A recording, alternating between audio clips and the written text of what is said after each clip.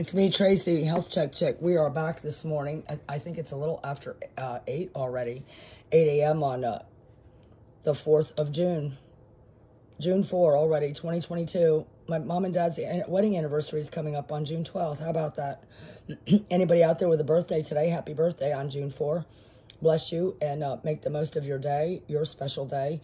We're going to do some reading today, this morning. I will get back to the prep kit, check, prep kit, tool kit, preparations. We had quite the storm last night, tropical storm, and it's raining still. We do have, it has cleared up. You can see the light coming through the sky. However, it is still quite cloudy. And I took a trek down the road to see some of the debris and brush that has swept into the streets, off the, fallen off, dead tree branches, palm fronds, that can cause a driving hazard, very much so. Very dangerous to have those items in your path in the roadway. Save money and save time. Okay, save money and time. Lots of things are in regards to that very popular phrase. So all of my friends here that I travel with sometimes, and I can put together when you have limited things in your life, material things, because you have relocated or you can only carry so much with you and you didn't realize you'd be in a situation where your belongings were going to become so limited, and what you can choose to take with you on your journey, which has proven to be quite interesting for me, Tracy.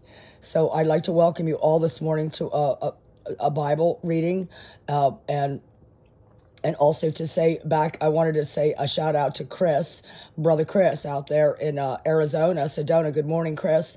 And I wanted to thank you for reminding me that I do need to pick up some more hydrogen peroxide. He uses it as a mist. He boils water with the peroxide and inhales the mist. Very therapeutic, and thank you for that again, Chris. I ran out of my peroxide and I need to pick some up, along with more skincare, moisturizing cream. I have yet to really delve into this spot in between my big toe and my second toe, my great toe, and my second toe, which looks like a double-pronged perforation in my skin, in the web of my foot. I'm hoping it's not a brown recluse, as we discussed earlier.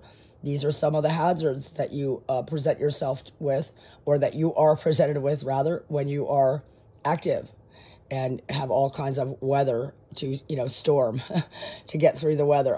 There's my mom and dad. It's a great black and white picture that I carried in my wallet for a long time. And it is hanging on by a thread, mom and dad in the light. My animal friends, and I love nature. That shell right there, you might want to save it, put a string or a cord through there, use it as a necklace. Of course, our great bald eagle, our symbol of Americanism, our freedom, our flag. We can't forget that. I hope people are not putting it to the wayside and giving up hope. There's always hope, for the plans I have for you is not to harm you, says our Lord Jesus in Jeremiah, especially Jeremiah 29:11, which just happens to have the page open to that where I left off the other day. And these are some flowers I collected, and they've dried and they're smushed into my Bible. And that perfect shell, I happened to come across another one, just a beautiful little shell there, to decorate. Whatever's going to make it pleasing to you. Sometimes we need extra frills, and to get us in the mood, or to get us, some people, I know a man, an older gentleman, who loves a good cigar, a glass of scotch, and his Bible. Somewhat, but he doesn't need anything at all. When I initiated my prayer the proper way many years ago, in order to learn even how to pray properly, you think you're praying properly. You'll know when you are, but there was a time when there was a movie, a very famous movie, and I think it was called The War Room. The War Room. I don't quite remember. I'm going to look into that title again, because The War Room was discussing and describing in your own home, pick a closet, pick a room, if it could just be as big as a closet, if that's all you're privy to. Get in your closet, turn the light off or on, shut the door, and have your conversation with your Lord. War room, meaning, you're going to cry, you're going to stomp your feet, you might yell, pleading for help, pleading for understanding. What is going on? Why am I being subject to this? Why? Or help me, Lord, or what can I do to be a better follower and more righteous in your eyes? So these figurines here are representative of, they're all headed toward the light, that being the candle, and they're all together congregating. I like to promote togetherness, congregating, not being segregated like so many organizations, shall we say, and individuals who aren't what they seem or who they appear to be in our upper levels of the government. And I hope I don't get thrown in YouTube jail, which is probably one of the biggest reasons why I've not started to broadcast on YouTube until now. Thank you all that are looking at my videos and viewing and enjoying some of them. Thank you. I'm glad that you are. I don't profit from it except the knowing that somebody enjoyed my content and learned something, maybe something useful. So I love hearts too. And hearts, this I've had for quite some time. And that was what I find on the beach, how thin and worn that is by the constant ocean waves, the movement of the water over. That's what it does to your body and your muscles too. So I did change out of my sweatshirt, got damp outside into the carport during that storm this morning. Wow, what a storm, tropical storm. We're not naming the tropical storms yet here in Florida. I think the weather people and the people that are the people that are capitalizing on the financial gain for people that are overbuying water, overbuying paper products, and going to town to where there's going to be a shortage of toilet paper soon and every other darn thing under the sun. It's all the food chain. It's ridiculous, the supply and demand. And again, I want to talk a little bit later again about the housing situation. I'm seeing things that are breaking my heart. It's bad enough that I'm going through what I'm going through with securing housing. 58 years old, I am Caucasian, not that that matters. I'm a believer in Christ, that matters to me. And I only ever set out to do the right thing for myself and for other people throughout my life. Of course, we all make mistakes and we don't mean to ever hurt anybody intentionally. However, it does happen. And you wonder why things happen, and you try to avoid, and you try to prevent, and you try to prepare yourself for being in a situation where you don't have as much money in your bank account as you thought. And if you do or did, can you get it? Can you access your money, or is it being tied up?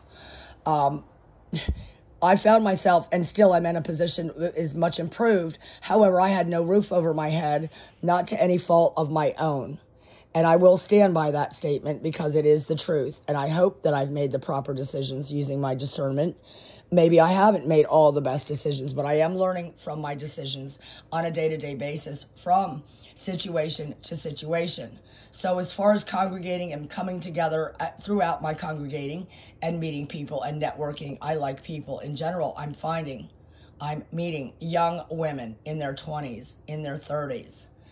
In their late teens, and men, some of them working, some unable to work, unable to get employment, all of the above, without a home, without a vehicle. They can't afford the insurance or the car or the fuel. There are people out there working full-time and part-time jobs without a place to live.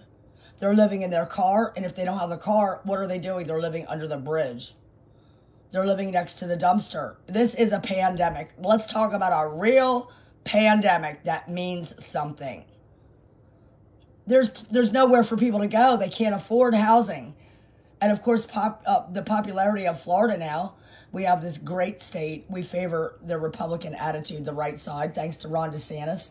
We're grateful. I've been here 30, I lost track now. Somewhere between 33 and 35 years, I'd have to get out my mental tablet calculator and figure out exactly how long I've been in this state.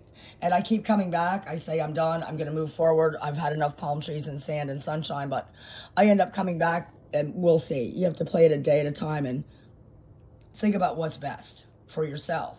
But when you come across a situation where you don't know which direction to go into and you think you've got it secured, and then the next thing you know, there's another obstacle.